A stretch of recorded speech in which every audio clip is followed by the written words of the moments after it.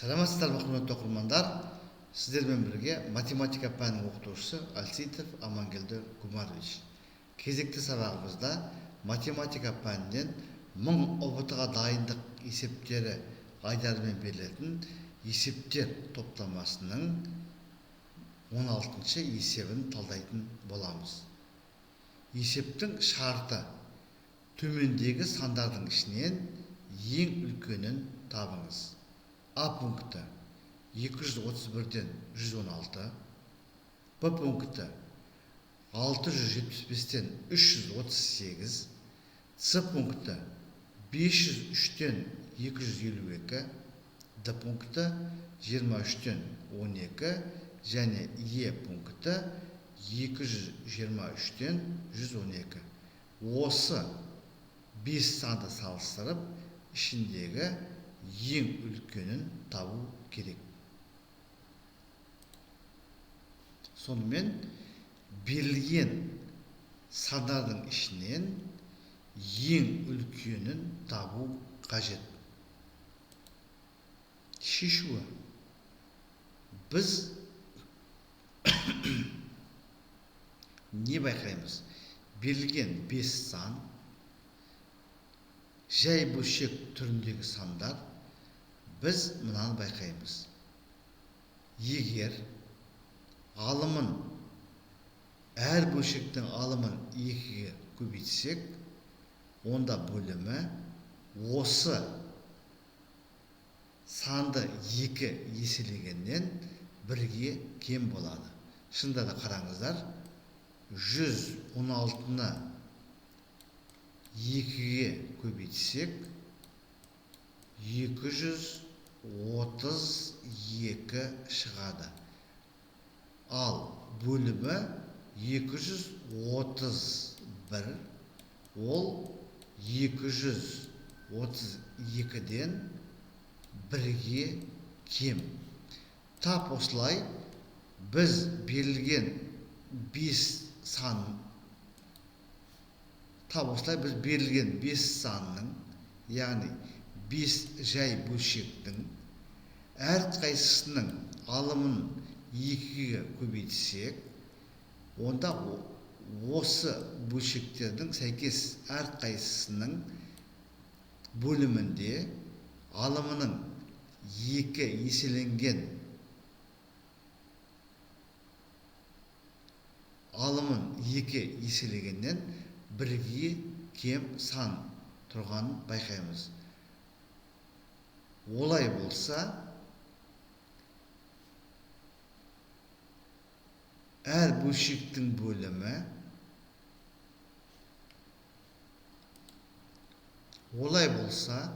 біз әр бөлшектің алымында берілген санды, яғни алымын 0,5 пен тағы бір санның қосындысы түріне жазатын болсақ, яғни біз әр бөлшектің алымында 0,5 деген қосылғышты бөліп алатын болсақ, бізде әр қайсысында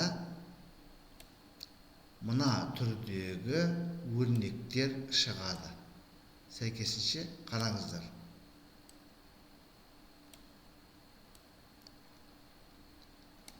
Әрі қарай әр бөлшекті біз алымын бөліміне мүшелеп бөлеміз. Сонда қараңыздар, 115,15-ті 231-ге бөлсек, қараңыздар, бөлімі алымынан 2 есе үлкен болады. Яғни бізде 2-ден 1 шығады. Екінші қосылғыш 0,5 бөлінген 231 болады. Ол міне тұр. Тап осылай қалған 4 санда біз алымын бөліміне мүшелеп бөлеміз. 337,5 ол 675-дің дәл тең жартысы. Олай болса, 337,5-ті 675-ге бөлгенде бізде 2-ден 1 шығады. 0,5-ті 675-ге бөлеміз. Ол қосылғышты өзгеріссіз жазып қоямыз. Осы амалды әрбір сан үшін орындайтын болсақ, бізде оң жақтарында қараңыздар бірінші қосылғыштары әр санда 2-ден 1-ге тең болады. Және екінші қосылғыштардың алымдары тең, яғни 0,5 болады.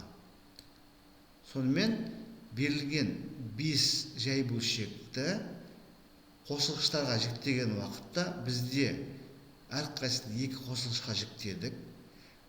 Барлығының бірінші қосылғыштары 2-ден 1-ге тең, өзара тең болып тұр. Және екінші қосылғыштарының алымдары өзара тең. Барлығында 0,5. Бөлімдері әр түрлі. Сонымен бұл сонда салыстырғанда бірінші қосылғыштары тең, мәселе екінші қосылғыштарында болып тұр. Ал екінші қосылғыштары алымдары тең оң бөлшектер. Оң бөлшектердің алымдары тең болса, қайсысының бөлімі ең кіші, сол ең үлкен болады. Бізде бөлімдерінде сәйкесінше 231, 675, 503, 23 және 223. Берілген мына бөлшектердің бөлімдеріндегі 5 санның 4-еуі 3 таңбалы, 1-еуі 2 таңбалы 23. Яғни екінші қосылғыштардың бөлімдеріндегі ең кіші сан 23. Сондықтан бізде екінші қосылғыштардың ішінде мына D пунктіндегі мына қосылғыш ең үлкен болады.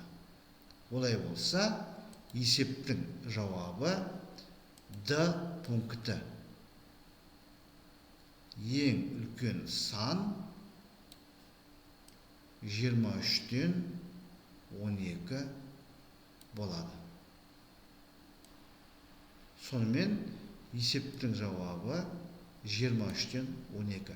Құрметті оқырмандар, біз бүгінгі сабағымызда математика пәнінен 1000 ұбт-ға дайындық есебі айлармен берілетін есептер топтамасының 16-шы есебі.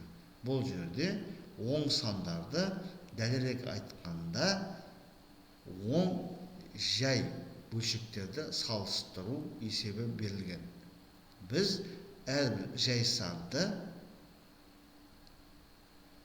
бірінші қосылғыштары тең болатын және екінші қосылғыштардың алымдары тең болатын 2 қосылғышқа жіктедік. Және егер оң жай бөлшектердің алымдары тең болса, қайсысының бөлімі кіші болады, сол ең үлкен болатындығын пайдаланып, есепті толығымен шешіп, жауабын бердік.